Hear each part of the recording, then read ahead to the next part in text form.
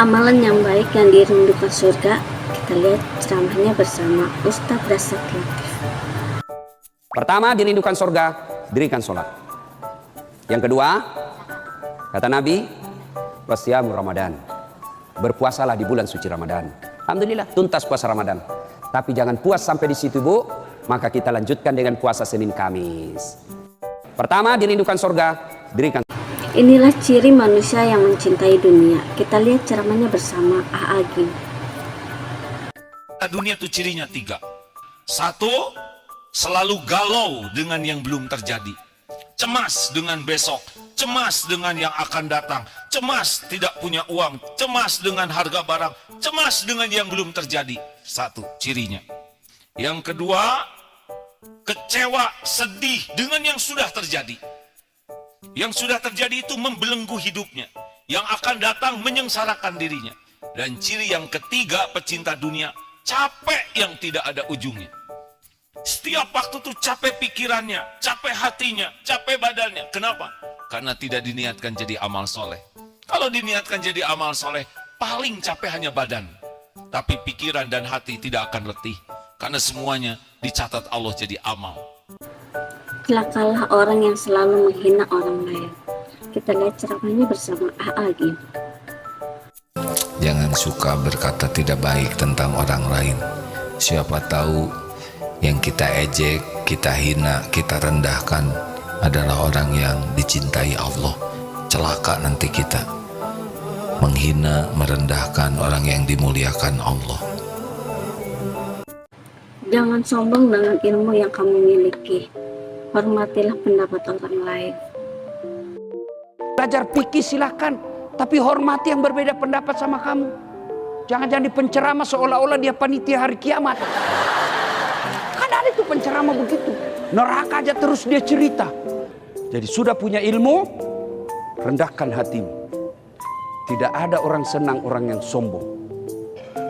Adik-adik, dalam kejadian Fir'aun, Allah memaparkan bacaan kehidupan yang luar biasa.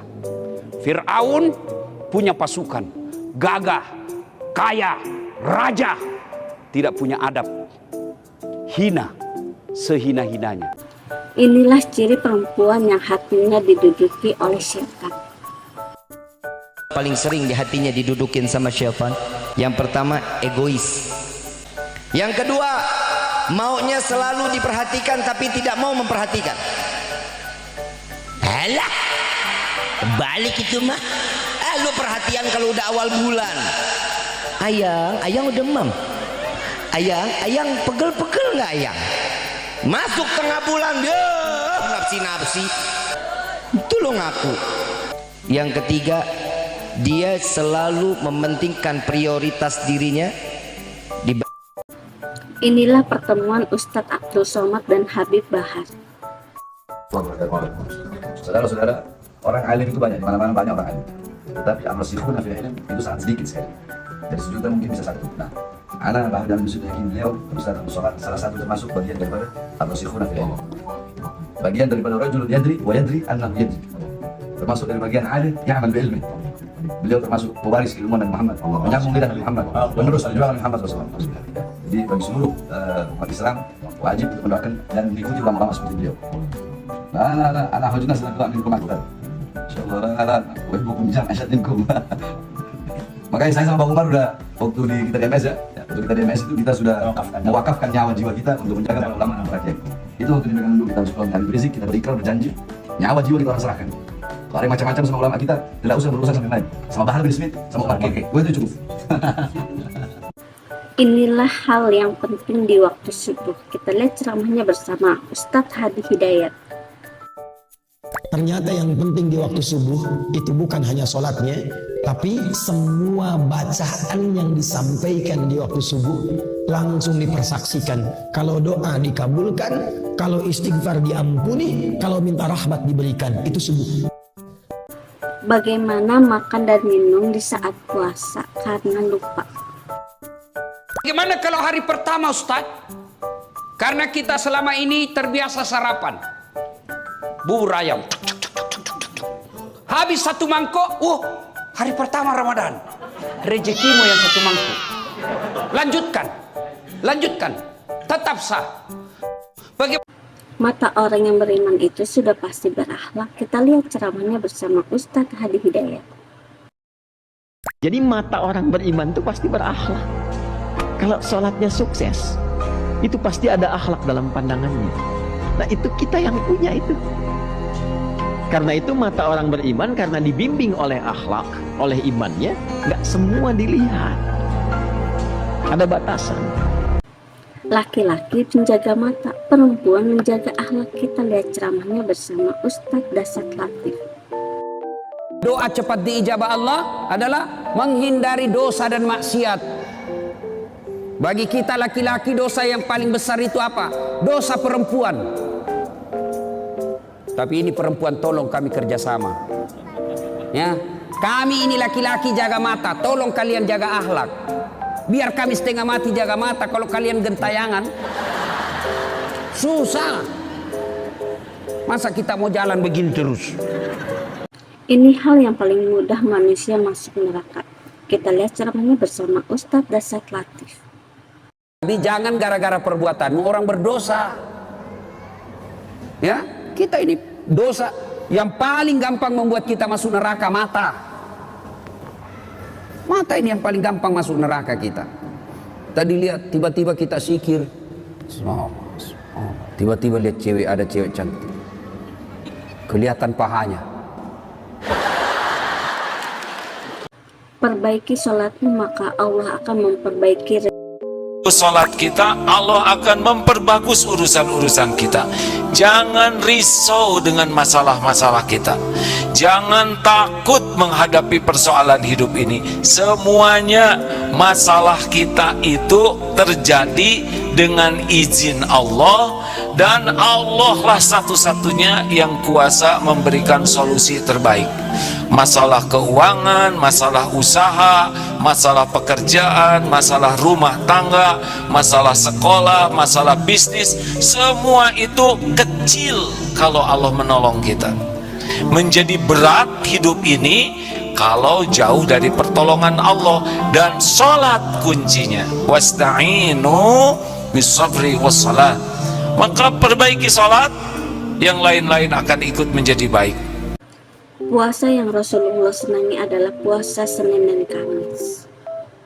Puasa yang paling baik, puasa yang tidak pernah ditinggalkan Rasulullah, puasa Senin Kamis. Bu-ibu nih yang agak lebih berat badannya, bukan gemuk, cuma perbandingannya kurus.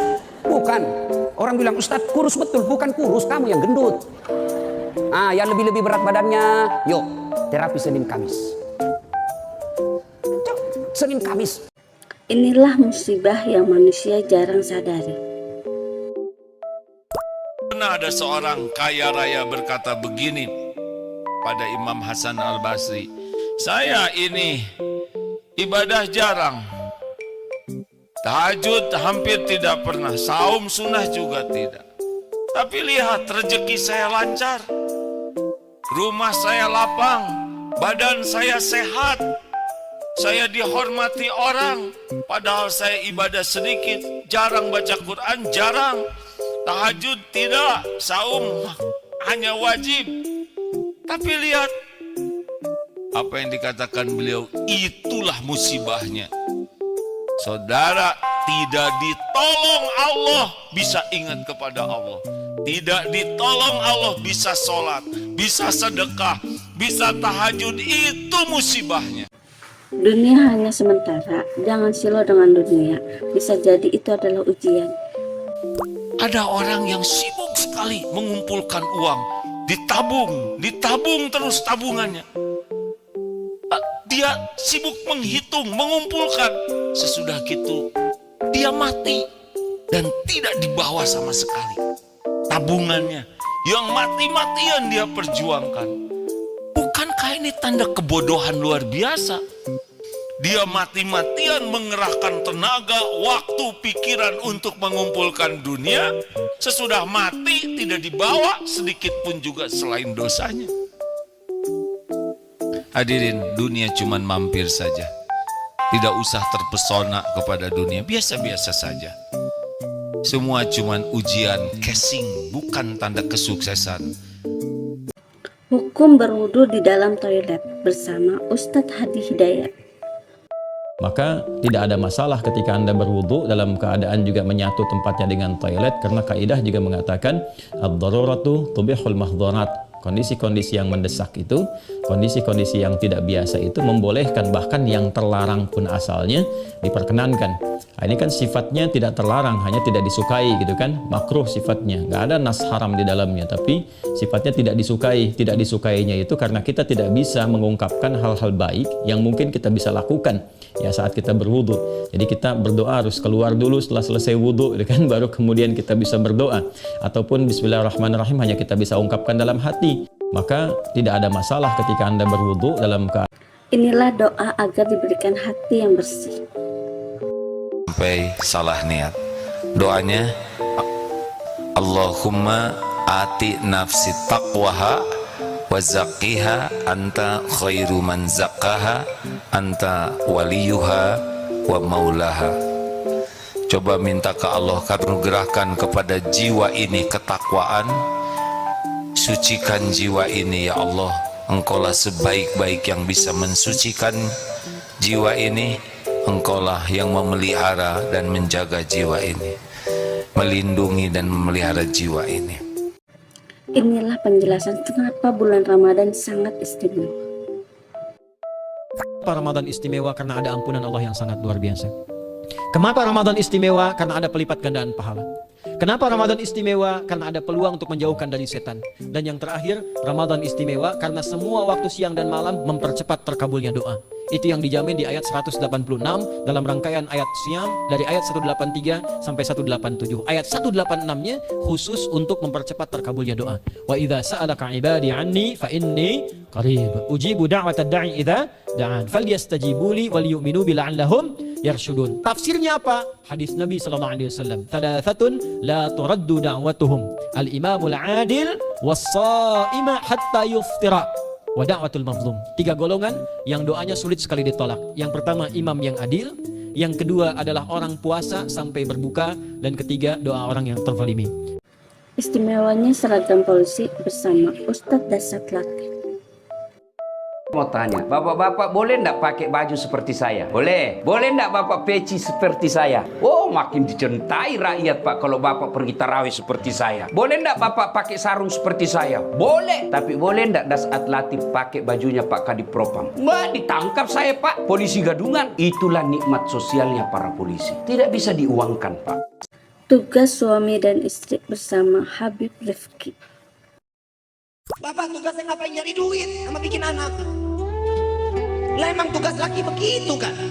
Perbanyak keturunan, kata Nabi. Perbanyak keturunan. Aku bangga dengan di akhir zaman umatku paling banyak di antara para anbiya dan rasul yang lain. Begitu.